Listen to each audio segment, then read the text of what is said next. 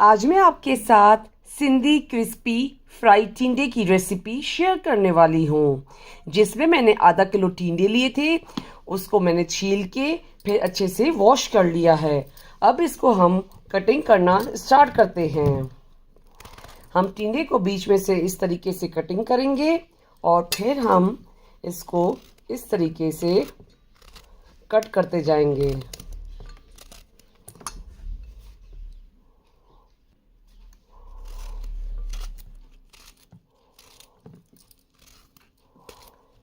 और बाकी भी जो टिंडे हैं आपको इसी तरीके से कटिंग करने हैं। हम इसको फ्राई करेंगे। और ये मैंने एक पैन में ऑयल लिया था। ऑयल हमारा गर्म हो चुका है, तो मैं इसमें अब फ्राई करने के लिए ये डाल रही हूँ। इसको आपको मीडियम फ्लेम पे फ्राई करना है। और इस देखिए ये थोड़े थोड़े से क्रिस्पी टाइप के हो रहे हैं और दोबारा हम इसको ढक्कन देंगे।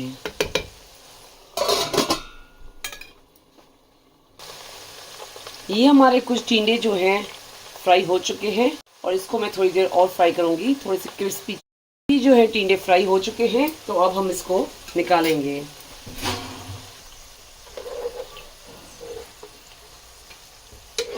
इसको हम निकाल के किसी प्लेट या कंटेनर में रखेंगे।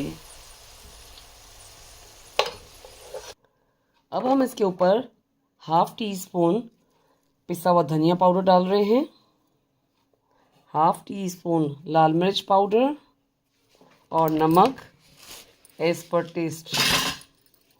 और ये हमारे सिंधी क्रिस्पी फ्राइड टिंडे खाने के लिए रेडी हो चुके हैं।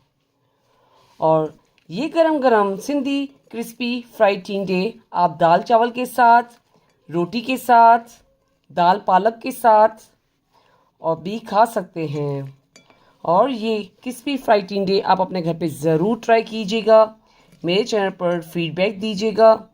मेरे चैनल पर लाइक का बटन ज़रूर क्लिक कीजिए।